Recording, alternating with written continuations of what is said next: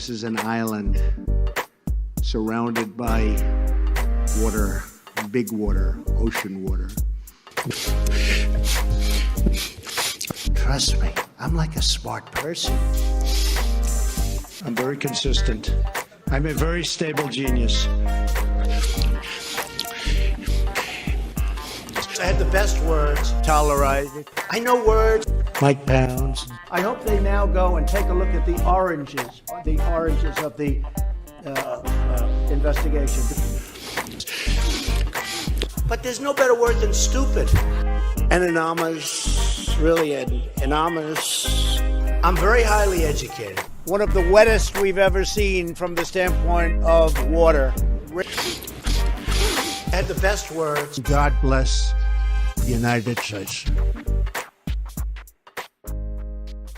Now witness the firepower of this fully armed and operational battle station.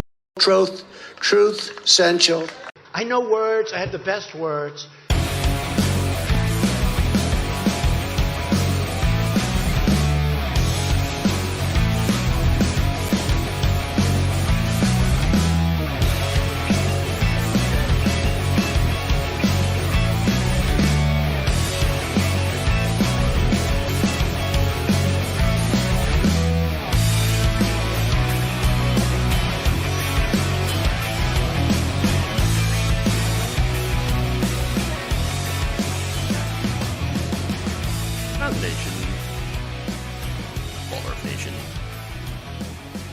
What's up, everybody? Happy Tuesday. Welcome to the show, stream. All right, so got some fun stuff to talk about, of course. Also, disastrous stuff as usual, including how MAGA is trying to destroy democracy. I know, probably not a big surprise, but now they're openly talking about it. Literally. Yes, of course, they did already try to do it, but now they're really talking about it. We'll get into the details about this. And then Elon Musk begging Donald Trump to come back to Twitter. Come back home. Baby, come back. Musk says. Fun. We have Kari Lake desperately trying to audition for a Veep spot. You know, if Donald Trump, of course, wins the nomination. That's a question that we don't really have the answer to at this point. And there is a video and some polls here that I want to discuss about that. And then, of course, Candace Owens goes anti-woke and went broke. I've got that story. You're going to love that. You're going to love that today. That said, before we dive in, we do have some breaking news that I want to share with you. And that is, of course, on student loans. Now, it looks like the Biden administration has, due to the court cases, extended the payment pause on student loans.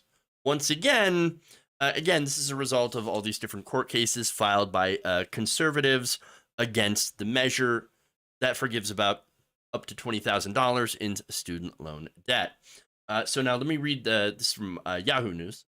So the White House is extending the pause in student loan payments until as late as June 30th, 2023, according to Joe Biden, who released a video. I don't have the video at this point, again, because it is breaking news. The move comes as the president's plan for widened student loan debt forgiveness remains tied up in court. A couple of, like I said, different court cases that are going on, one by several different conservative states and another by conservative groups. So, yeah. The exact end of the pause is uncertain, they said. Education Department said payments would start 2 months after litigation concludes, or the mass debt relief program has been implemented. Good. It could last as long as June 30th, but borrowers won't be required to make payments for an additional 2 months afterwards. In the video message, Biden went after Republican special interests that have sued to halt his administration's student debt cancellation program. The administration has appealed to the Supreme Court to overturn a lower court's injunction that ruled the debt forgiveness plan cannot go forward. So, yeah. I mean, there you go. This is actually, again, this is the right move to do. obviously, because a lot of people were still not ready or able to resume their payments. And so I was hoping the Biden administration would do this. Good. And we'll see how the court cases play out. And so, like I said, Republicans are still trying to, block this. They're having a difficult time finding standing. In some of the, in one of the cases, conservative states had filed against the Biden administration. Their claim is, if we don't start making students pay, then it's going to impact our tax revenues. And you're not going to be surprised that a lot of these conservative states were able to cut taxes for the rich, for corporations, and now they're saying, oh, but we have to have students make up the shortfall, because our own state's departments, they're handling the student loan repayments, so it's going to impact our tax revenues. Ridiculous. Look, again, that for me, the correct position is to cancel all of it. But it is what it is. I'll take what I can get. And that's assuming, of course, that the Supreme Court is able to overturn that injunction and allows this plan to go forward. So anyway, that's the breaking news on that. Surprisingly, again, we are seeing the Biden administration actually try to fight against this and to try to, fight to do their forgiveness plan. And that's a positive thing to see. I know there was a lot of people that were very, very cynical, and I understand the cynicism. But I think in this case, the Biden administration is actually fighting, I don't know how effective they'll be, but they are fighting to try to make sure that they do this policy position. So, if you were expecting them to give up after the midterms were over, it appears that they're not. Anyway, let's move on to some stories.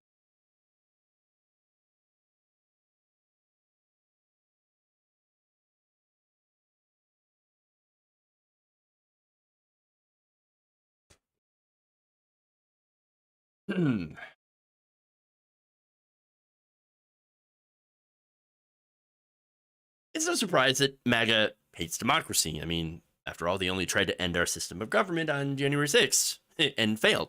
But if you need more insight into why and what they've said they would replace it with, if they were successful in overturning our democracy, well, you need only to look into their own words. And they've been very, very clear and very open about this. So now Vox writer Zach Beauchamp went and looked at some of the things that they've been saying when he outlined a specific class of far-right, theocratic, pro-Trumpers, so-called intellectuals. I say so-called because there's nothing intellectual about these guys. But they've concluded from the 2022 midterm performance that democracy, well, since it didn't turn out in our way, in our favor, the way that we wanted to, I guess we're just going to get rid of it. Oh, great. So, I mean, yeah, I love the admission here, by the way, from a lot of these people that, our ideas, we know our ideas suck. We know our ideas are not popular, but, they're not in tune with the rest of the country. The rest of the country does not want our policy positions. And so guess what? Instead of trying to get better policies, let's just destroy democracy. Let's get rid of democracy. Let's replace it with something else. Like, a theocratic regime or fascist regime, monarchy. You literally want to do that. So now this is scary stuff. Beauchamp writes this: a minority of new right thinkers, I doubt that it's a minority, and I doubt, again, once that it's very, very kind calling them thinkers, okay, responded to the defeat in the midterms by suggesting the electorate is too far gone for conservatives to ever triumph, and even questioning the value of democracy itself. Now that's the thing. If conservatives actually do want to triumph in elections, they actually have to shout and, try to court voters with policy positions that would make sense. Again, right now, their entire movement is basically, we want to control your life. We want to make you, go to church, be a religious person. We want to, force all minorities out of the country or make them second-class citizens. We want to make women second-class citizens. And we want to shovel all the money to the rich. Obviously, for many obvious reasons, that is not a popular policy position. None of them are. None of them are. But hey, if Republicans to actually change their position and saying, look, we do think that there is a role for government. We don't want overregulation, and that makes sense because you can absolutely overregulate. We're nowhere near that. Unless, of course, you're counting regulations that, Republicans have put on, for example, abortion providers, like that, companies that they don't exactly like. Well, then, yeah, they're more than happy to overregulate. But again, there is an issue. Yes, you can overregulate. And yes, maybe you can even make conservative arguments for things like Medicare for all, which again, the government money, and it saves consumers money. And, it cuts down on waste, fraud, and abuse, etc. You can make those positions. You can actually end up making a lot of progressive policy, positions, arguments from a conservative perspective. Do they do that? Obviously, no. They refuse to do that. And it's because they're wholly captured by corporations. And of course, far-right demagogues. That said, right? Here's what one of these post-liberal theologians, these again are the far-right MAGA people who are trying to end democracy. They said this: democracy did not end slavery, and democracy will not end abortion. This is Chad Pecknold, a self-described post-liberal theologian at Catholic University. And so, look, I love that statement because it's stupid. It's one of the dumbest things I've ever heard. Democracy, it didn't end slavery. That's because there wasn't democracy. At least when it came to the slaves, they couldn't vote. I mean, again, it's so ridiculous on its face. And by the way, at the same time, women also couldn't vote. And men who didn't have land, who didn't own land, could also, they weren't able to vote. You had to be landed gentry, male landed gentry. So come on. Now, remember, in this country, the right to vote has not been extended to all people for that long in our country's history. Only in the middle of the 20th century did everyone, technically get the right to vote. And even so, at this point, there's still a lot of restrictions. You have prisoners that can't vote. You have people that have felonies, certain felonies that can't vote. And of course, you have voter suppression. And so, yeah, the entire idea that, we have had these rights, the right to democracy for a long time, it's just not right. No, we haven't had it for a long time, and it's about over time that we actually do extend the franchise to everyone. That said, the entire point here is that he's trying to make is just absolutely ridiculous. Remember, it was rich people in the South, by the way, that benefited most from slavery, and they managed to indoctrinate a lot of people with racist ideas using, yes, religion, as well as, socioeconomic arguments, so that they didn't have to, so that these, the poorer classes in the South didn't fight against the unjust, immoral system that is slavery. Again, when you're talking about abortion, though, obviously red states like Kansas and Kentucky had rejected the far right's anti-abortion measures. And so, again, it's noted that these conservative policies are just not popular. And so they see that and go, that's a good run. But now that our ideas are not popular and people don't want to vote for them, I guess we're just going to have to create a dictatorship. Another example, Declan Leary, managing editor of the American Conservative. He argued that Republicans simply didn't go far enough in pushing a platform of illiberalism. Beauchamp writes this: Leary hails from a particular element of the new right, the so-called integralists, The Catholic arch conservatives who believe that the United States government should be replaced with a theocracy, a religious Catholic state. So again, it's literally un-American and basically Handmaid's Tale. That's what that would look like.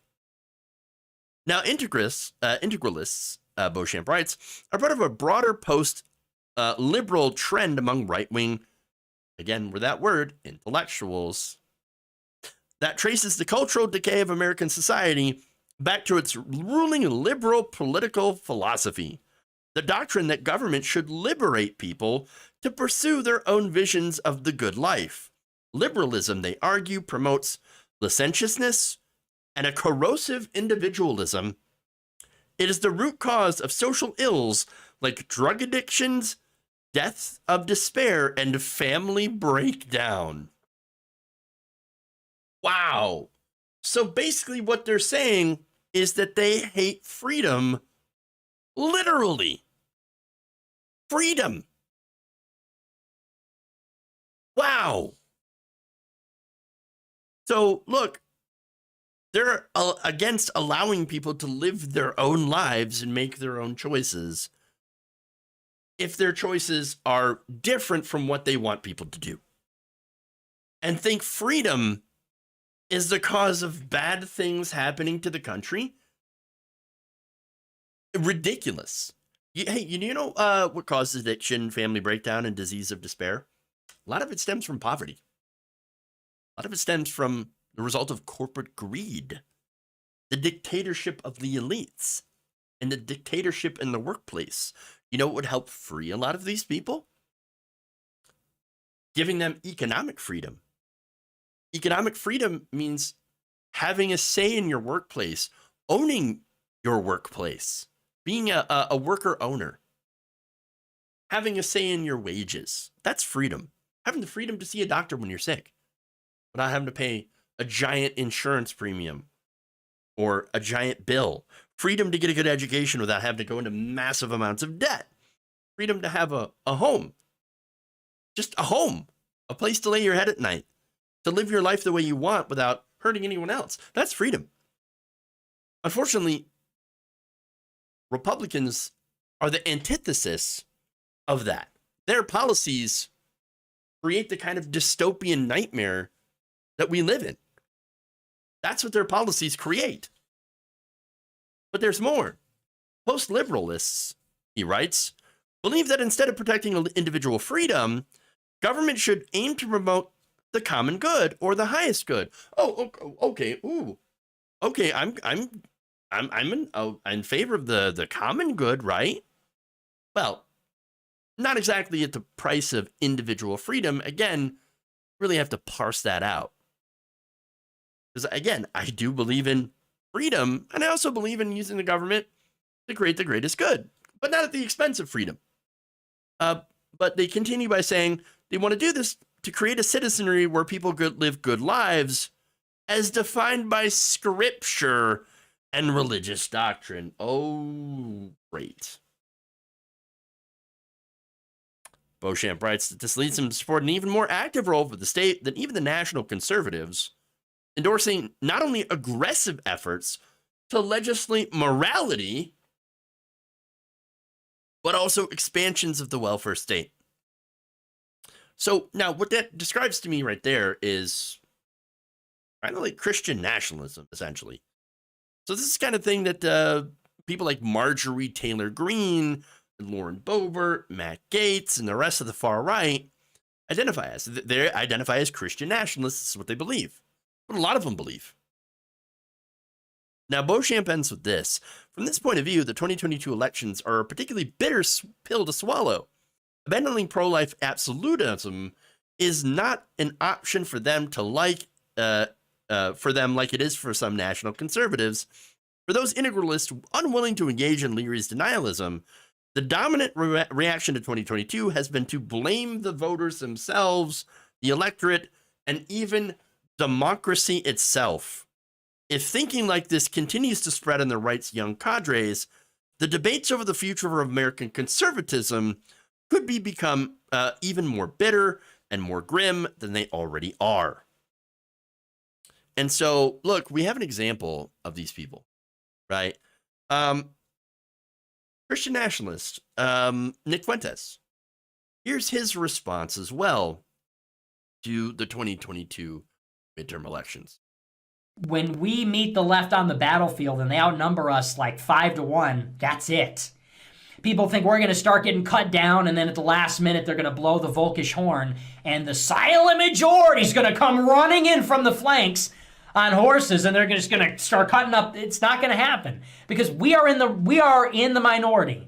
There are not as many of us as there are of them. And I hate to burst anybody's bubble, but there is simply no evidence that there is a silent majority. But the point is, when you look at these things like abortion, it's popular. People like abortion, hate it, but it's true. And you can thank the Jewish media for that. Abortion's popular. Sodomy's popular. You know, being gay is popular. Being a feminist is popular. Sex out of wedlock is popular. Contraceptives are, it's all popular. That's all. That's not to say it's good. That's not to say I like that. Popular means the people support it, which they do. And it sucks, and it is what it is, but that's why we need dictatorship. That's unironically why we need to get rid of all that. We need to take control of the media or take control of the government and force the people to believe what we believe, or force them to play by our rules and reshape the society. That's their own words. I mean, what are you going to do, right? This is them literally admitting, yeah, I want a dictatorship to force people to believe what I want to believe. It's not a leftist, that's a right wing. And by the way, nice little dig at, like anti-Semitism right there. So again, Nick Fuentes shows you exactly who he is and who this far right is. They hate democracy. Look, when people tell you who they are, you ought to believe them. And this is the right wing, the far right, telling you exactly who they are.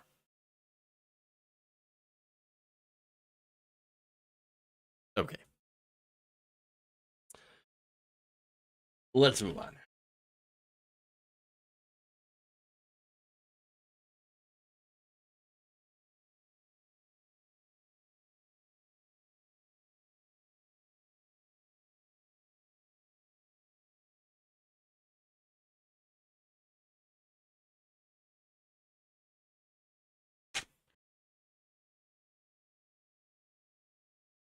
Chief Twit Elon Musk is pretty thirsty for Donald Trump to come back to the platform.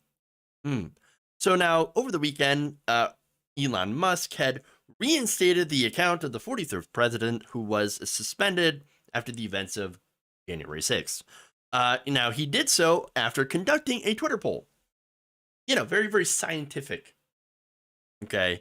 Of his mainly right-wing audience, because of course, turns out 51.8% of the 15 million votes were for reinstatement. 48.2 said no. Well, that's it. I mean, a democracy has spoken, right? So following the poll, Musk tweeted this: "The people have spoken. Trump will be reinstated. Vox Populi. Vox Day." So now, funny, the people have spoken. Are you sure there were people? I mean, yes, of course there were MAGA supporters who were like, "Oh yeah, get Donald Trump back, get Donald Trump back." Okay, how many of those were bots? I mean, I'm just kind of curious. I mean, look, I didn't see any news about Elon Musk completely eliminating bots. So it's kind of hard to do that, by the way, when you've eliminated most of your team, or many of them have quit. So I don't really trust the results of this poll. It's a little dubious. That said, okay, dubious polls aside, Donald Trump's back. Oh, look at that. He's back on Twitter. Or is he? Turns out, not so much. And it's not because, in my opinion, that he doesn't want to come back. I think Donald Trump really, really wants to come back. But I'm going to explain why he is not. But first, I want to show you Trump's reaction to the invitation to come back. He did put up a poll, and I hear it's very overwhelming, very strong, but I have something called Trump. If you look, it's Trump-owned, but it's really fantastic. Truth Social.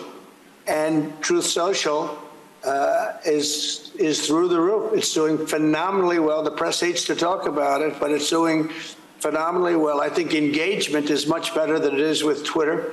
And I'll be staying there, but I hear we're getting a big vote to also go back on Twitter. I don't see it because I don't see any reason for it. They have a lot of problems at Twitter. You see what's going on. It may make it, it may not make it, but the problems are incredible. The engagements are negative, and you have a lot of bots and you have a lot of fake accounts, which I think they should get on. But Truth Social has taken the place for a lot of people, and I don't see them going back onto Twitter.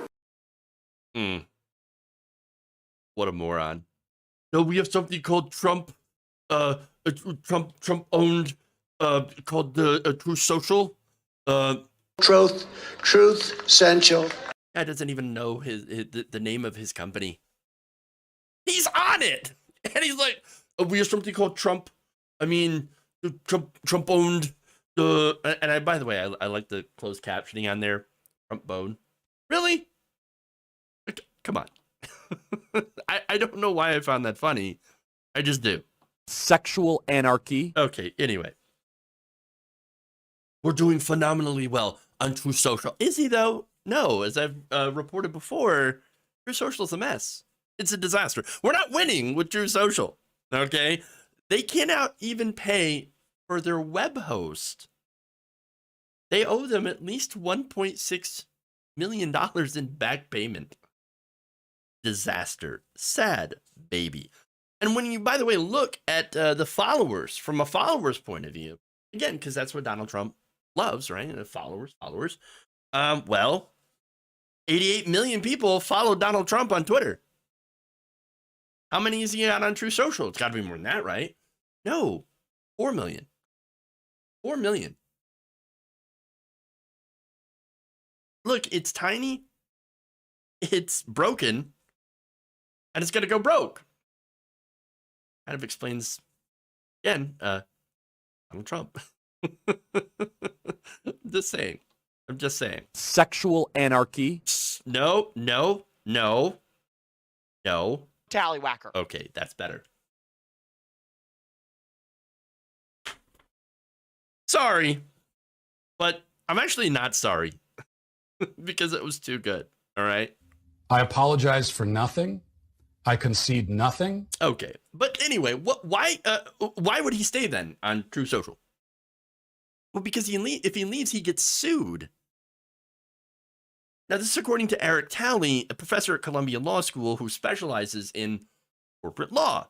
Since Trump is a core part of Truth Social's value, rejoining Twitter could create some potential legal issues, legal complications. In particular, if Trump repeatedly signals in public before a merger that he's never joining Twitter, then closes an SPAC deal, and then reneges and joins Twitter, some shareholders could sue saying that they were misled.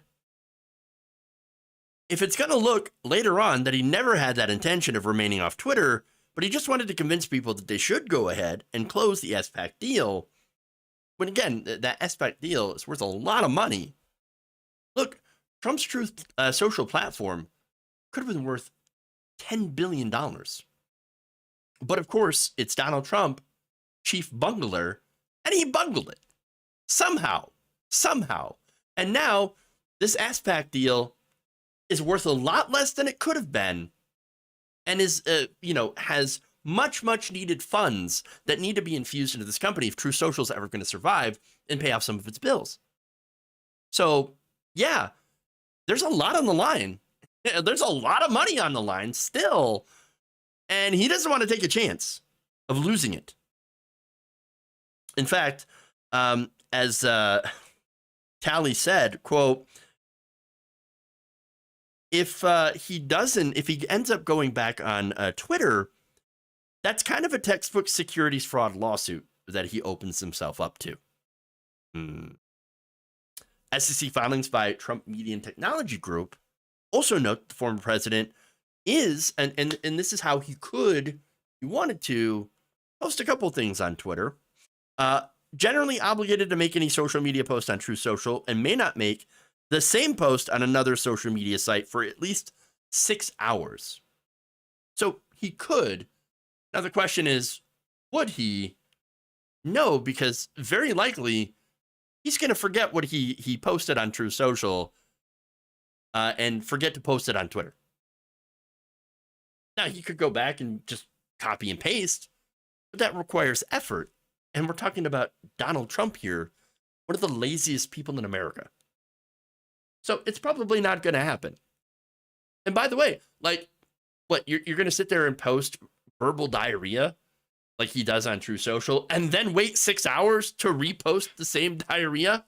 No, not going to happen. Incapable. I'm sorry. He's not a very stable genius. It's not going to happen. And then they say, No, "Is they Donald don't. Trump an intellectual? Trust me, I'm like a smart person." No, they don't say that. They don't say that at all. So, all right. But anyway, more rules here from the SEC filings. They say that Trump may also make a post from a personal account related to political messaging, political fundraising, or get out the vote efforts on any social media site at any time. So again, that's one reason he could, but again, it gets a little murky of what is considered to be political messaging. So that said, look, Musk opened that account, reinstated him along with a lot of other pretty terrible people. And well, he's trying to get Trump back. He's thirsting real hard. He can't help it. In one tweet that I can't show you because, I think it's NSFW, not safe for work. He posted a picture of a woman on her knees, her dress hiked up around her waist. A priest stands nearby, obviously trying to resist some of this temptation. Musk tagged the woman with the Twitter logo and labeled the priest as Trump. Lord help me from that temptation. I can't help myself. Oh no. Sexual anarchy. Okay. Anyway, another post, another image he posted. There's a bottle of pills, labeled, of course, with the Twitter logo, and Trump labeled as a person that is very much eyeing that bottle. But it is funny. It actually seems, like I said, to be the opposite, where you have Elon Musk very, very much thirsting for Donald Trump to come back to the platform, which I think is very interesting. Elon wants Trump on Twitter. And I do think, though, that Donald Trump is also addicted to Twitter. He really wants to. But at the same time, I think Trump also doesn't want to embarrass himself. And most importantly, does not want to open himself up to being sued by his investors and lose out. Because if he does, well, then that's it. That's the final nail in the coffin of True Social. So the question for me, though, that I think important to ask is not if, but when Donald Trump breaks and starts tweeting. And what will break first? Donald Trump or Twitter itself? That's another question, because Twitter pretty much coasting at this point without any workers, without barely any workers, any engineers, or anyone there who knows what they're doing. So that said, I want to know what you think. Who do you think is going to break first? Donald Trump or Twitter? It's an interesting question. I want to see your answers. Okay. Do we not have fun here? We have fun. Already some answers. I see Trump. Oh, interesting. Interesting.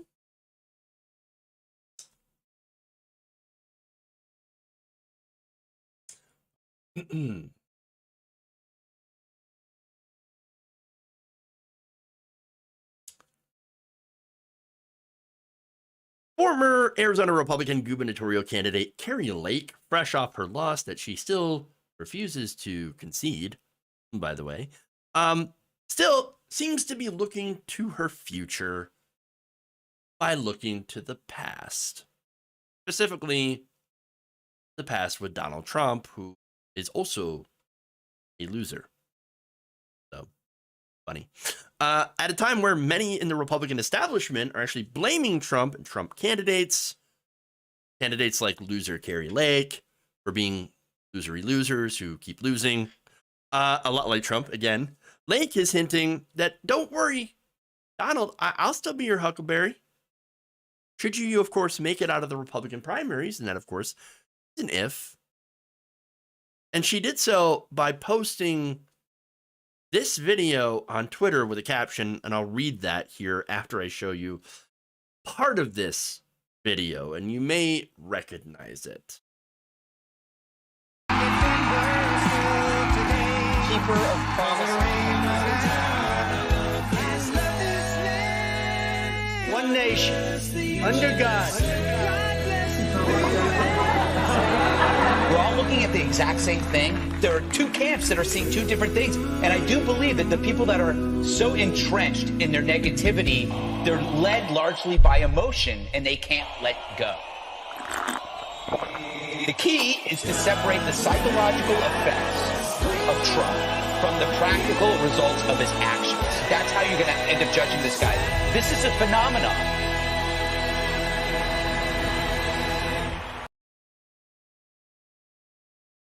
Oh my God. All right. That, again, that's from 2020, and that was awful. Just awful. And I'm pretty sure, I don't know, but I'm thinking some people might want to sue for some of those images that were used as a fan video. Now, what she tweeted, what Kari Lake tweeted, captioned her tweet with, is, "We need him now more than ever."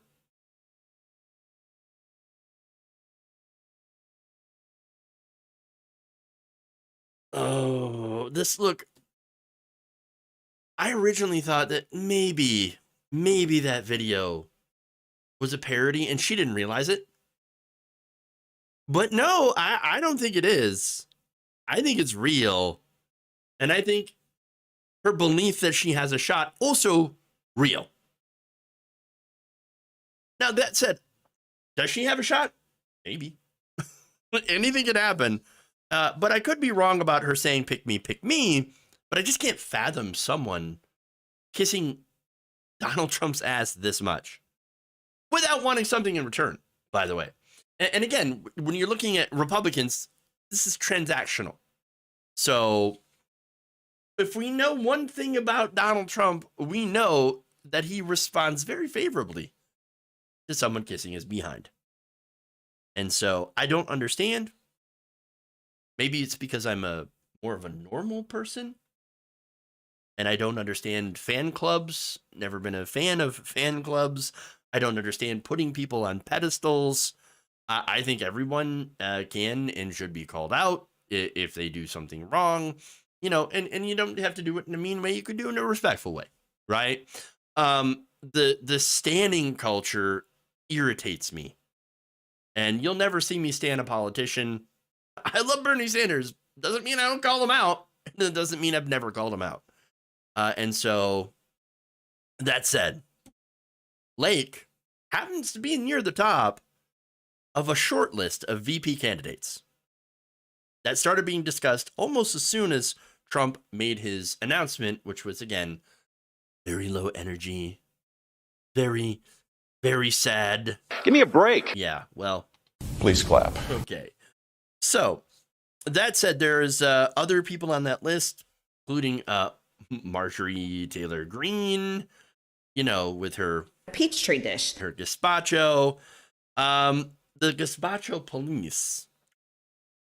Then you have Elise Stefanik, you have Kristi Noem, Nikki Haley. I don't know about Nikki Haley. That doesn't seem like very likely on the list because she's not exactly 100% Trump ass kisser. And so I don't know about that one. But that said, if he wins the nomination, you can be almost guaranteed that he's going to pick somebody who knows how to suck up. Mike Pence was a suck up. That said, he wasn't loyal enough. This time, if Donald Trump wins the nomination, he's not going to make the same mistake twice. I'm not saying it's because he's smart. No, he's not a smart person. But I think this is an obvious mistake here, that he's going to go with someone that is very, very, very loyal and who is willing to crime for him.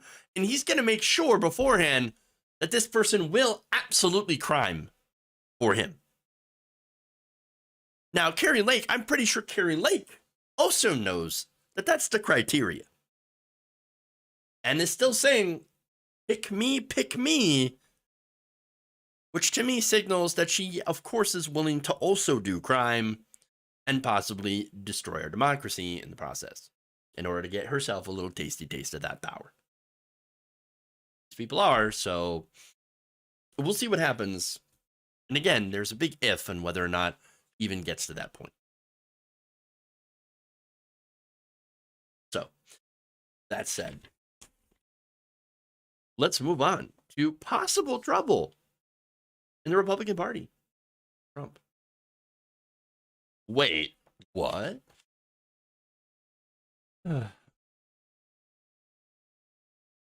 Interesting.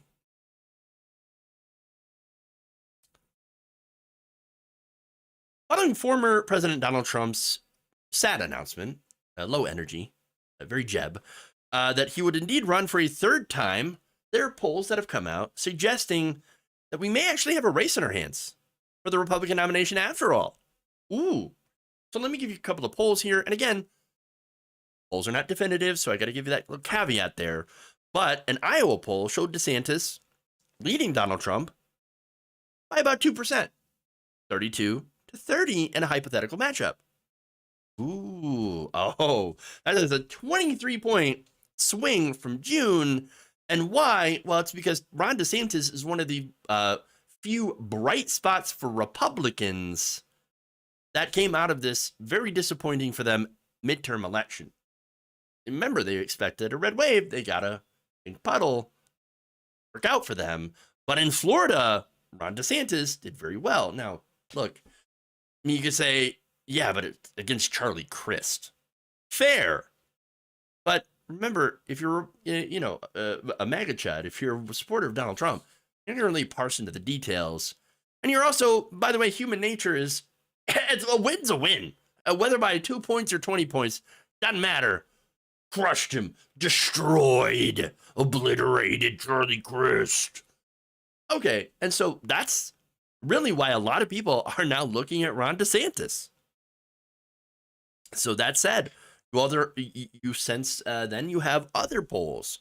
A separate YouGov poll, for example, showed again DeSantis actually beating Trump nationally, 46 to 38, and other polls from key states showed the Florida governor leading Trump. So, here we go. Now, the polling is early and is not definitive, but one thing that is definitive is the attitudes of the voters towards Ron DeSantis versus Donald Trump. And here's a little bit of a sampling of that, which might make Trump worry. First, one word or phrase that you would use to describe Donald Trump right now. Stay off Twitter. Jamie from Iowa. I was just going to say the same thing. His new one that he's on, I think he needs to take a break from that one. Becky. Narcissist. Lisa. Keep doing what you're doing. Andrew. Tired. John. Unsettling. Melody. High hopes. Marie. Mistake. John from North Dakota. Unrelenting. Kathy. Still right. Eric. Divisive. Jim. Overdone. John from Georgia. Fighter. David from California. Racist. Jeff from Texas. Sanctimonious. Stacy from Indiana. Businessman. Nancy from Illinois. Calculated. All right, so that again, that's just a response to Donald Trump, and you could see there's good, there's bad, there's some mixed. You got, I mean, for bad, overdone, racist, sanctimonious. It's funny because Donald Trump is calling Ron DeSantis Ron DeSanctimonious, as if that's like some sort of own. That's ridiculous, and that's again, that's not even clever, and it doesn't sound good at all. I mean, whatever happened to like hits like Marco? Come on. Whatever happened to the guy who, you know, basically called Ted Cruz's wife ugly? What happened to that guy?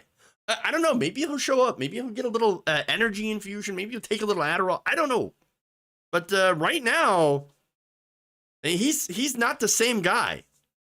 He's not the guy that did this to Ted Cruz. Trump called your wife ugly. I do love that. Yeah.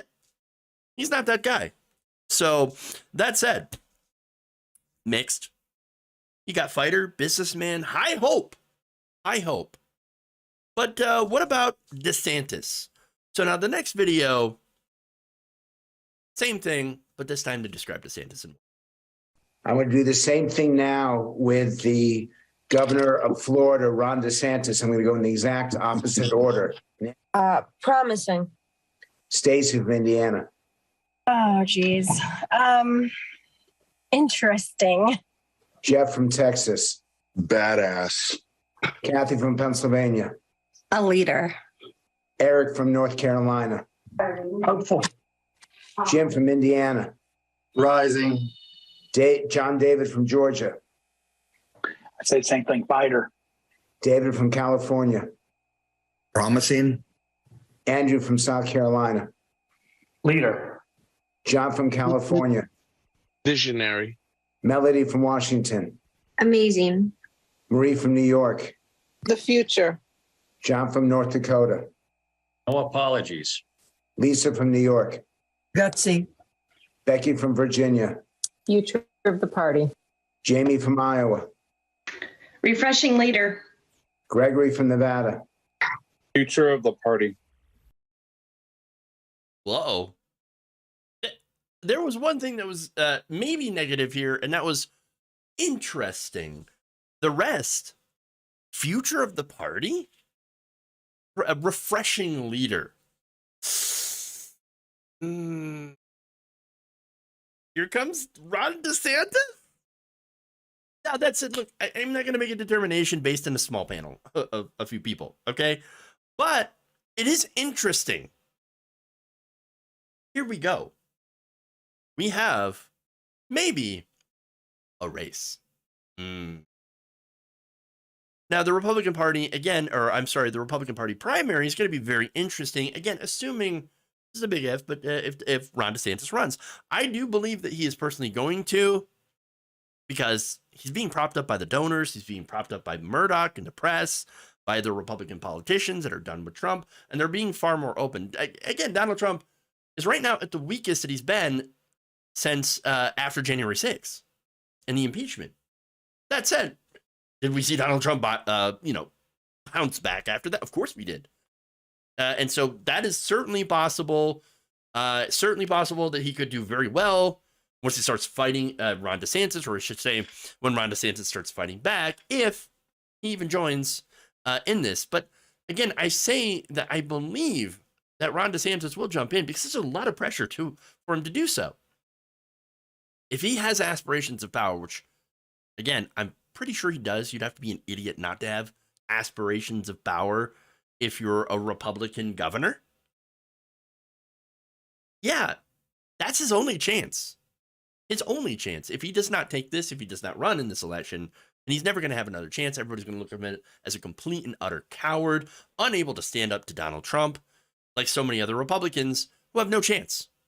No chance at all. Again, Donald Trump's biggest thing is that he is very, very good at unmanning Republican politicians. Very, very good at it. Or at least he was.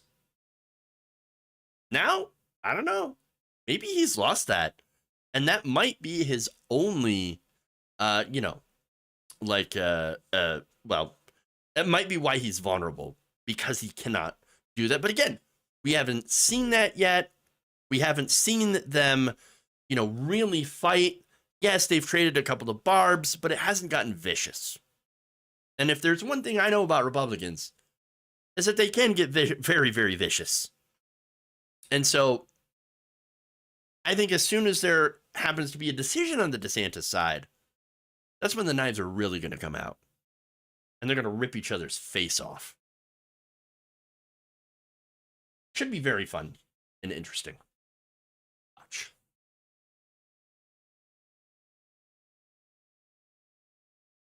You know what? And I forgot to, you know, find a time to shoehorn this in. Beta male. Okay. Anyway. Ah, well. There's always next time.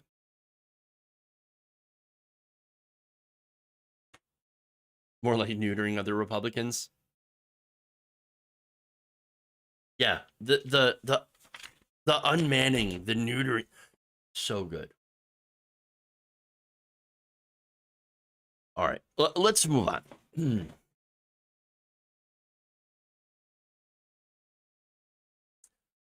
You may have heard of go woke, go broke. Well, in this case, if you go anti-woke, you also go broke. That is if you're Candace Owens.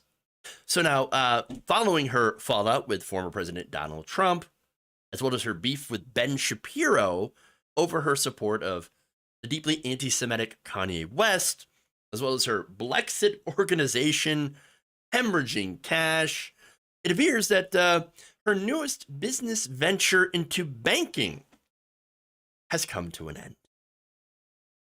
Very sad.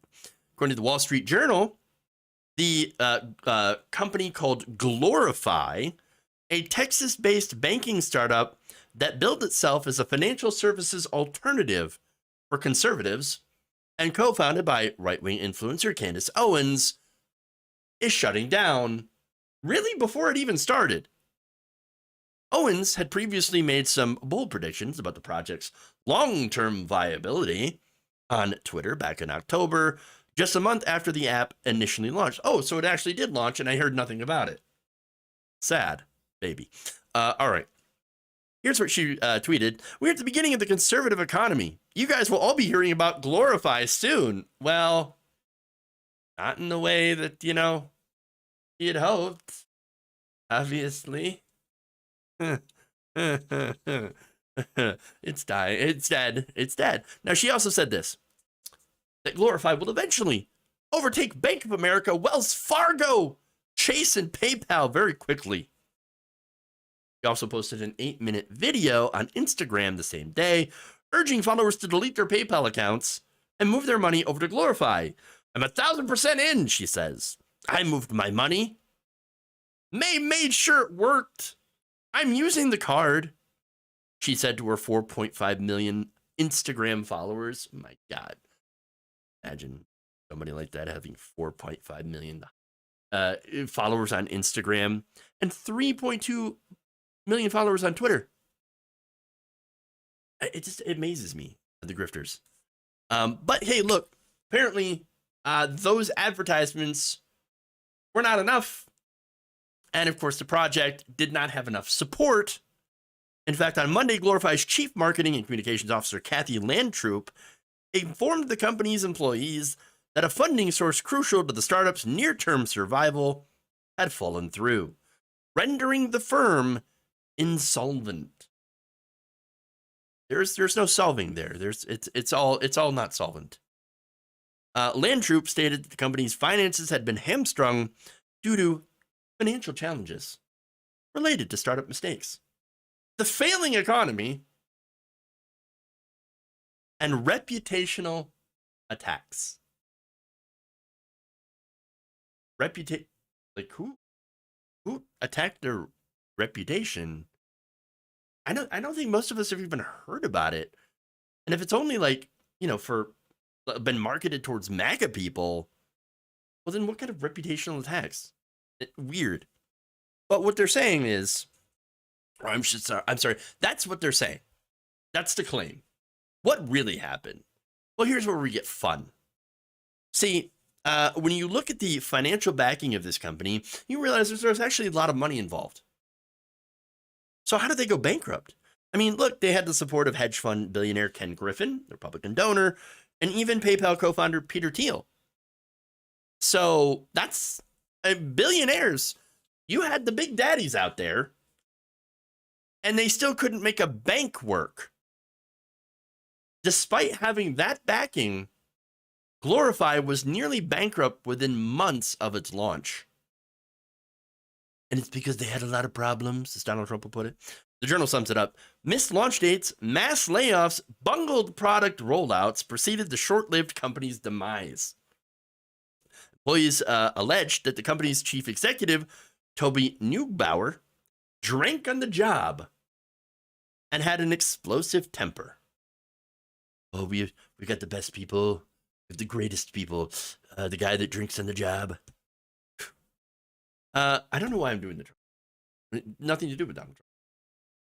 Anyway, after the Journal reported the employee's allegations back in October, Neubauer stepped down from CEO, only to serve as the company's executive chairman. So, I really hope that nobody had put their money into this, because it's a disaster. Again, for me, when you look at conservative ideas, like business ideas, a lot of them, it's pretty easy to tell that it's going to be a failure. If you are marketing only towards conservatives, instant fail. I guess unless you're selling like Alex Jones and selling Instahard and brain pills. Ironic. But if you're trying to do something that's a little bit more general, like banking, well, that's a little bit more difficult to break into, because you do need a lot of people to actually use your bank. So now, what's funny though, again, going to the whole business model here, is another example of right-wingers trying to create a completely separate economy from everyone else. They're trying to do conservative-only social media, and we've seen that with like Parler and Getter. By the way, Parler, owned by Candace Owens' husband, and then they're trying to, since it is struggling and failing, trying to get Kanye West to buy it, which is why, of course, Candace Owens is sucking up to Kanye West, and why, Candace Owens and Ben Shapiro are fighting with each other because of Kanye's, rampant anti-Semitism. It's really, really funny and hilarious to watch all of this, unfold and watch these people fight each other. It's very schadenfreude. But as I said before, they're trying to do that. The social media, conservative-only banking, conservative-only razors. I'm not kidding. Look it up. The whole thing is super ironic because isn't the right wing the one that hates safe spaces? That they're always making fun of liberals for safe spaces? They're literally trying to create an economic safe space.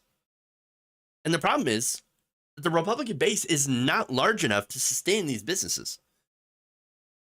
They vastly overestimated the amount that their messaging comes out to people, gets out to people, and resonates with them.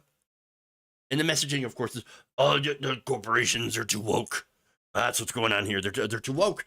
See, they're run by blue and pink-haired SJWs, which are and they are forced to declare their pronouns before they even get into the door. It's on the job application, and the companies themselves, as Kanye West, for example, claiming that they're all owned by the Jews, which is, again, Candace Owens hanging out with an anti-Semite trying to create a bank.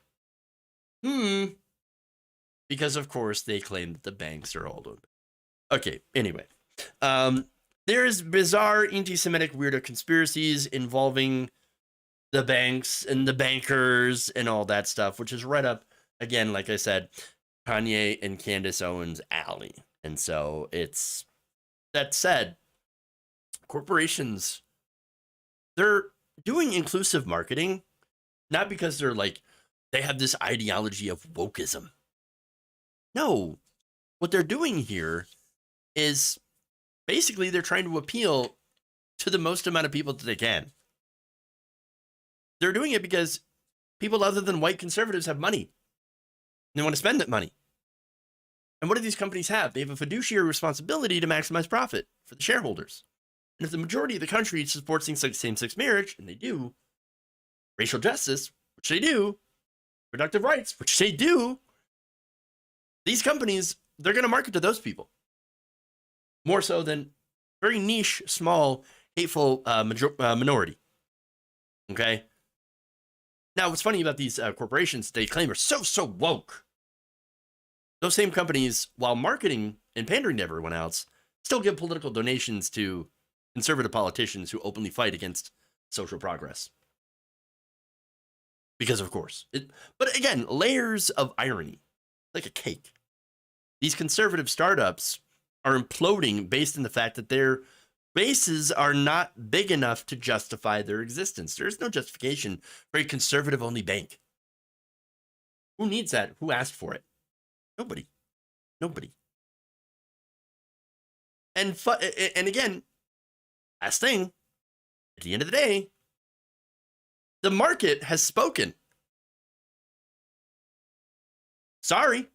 Sad day for you.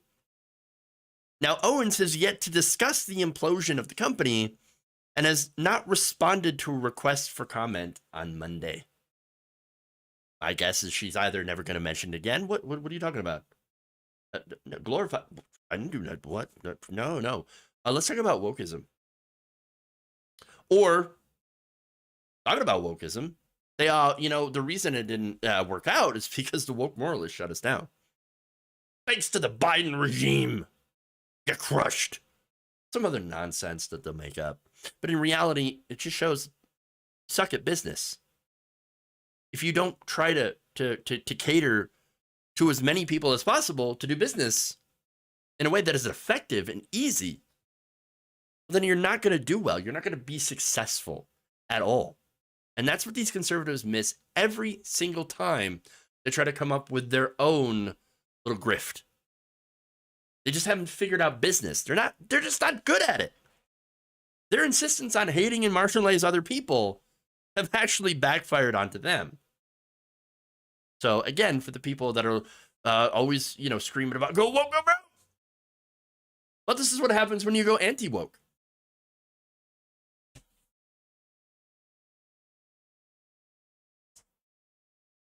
All right. Wow. It's my favorite story of the day.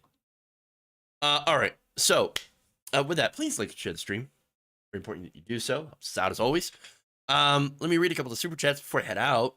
Jobian Dragon says, shackles body and soul. Thank you for the very kind $5, by the way. Gabby Mathis, thank you again for the very kind dollars. Appreciate that. Your Twitch. Nothing on Twitch, but thank you for the new follows. Appreciate that. All right. So, that said, look, everybody, we're going to have a show tomorrow, but no show Thursday, Friday. Of course, you know the deal.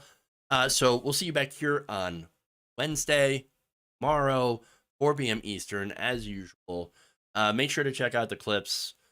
Give us a like and a share there, too, as well. I'll be posting videos, of course, on Facebook and on... With that, thank you all. Love you, and remember, change begins with you. Till tomorrow.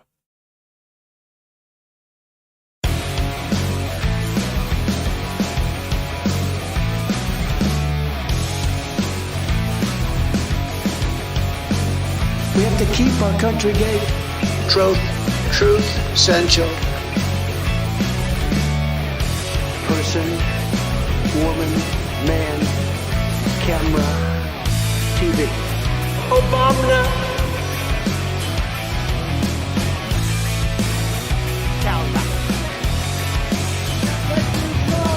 God bless you.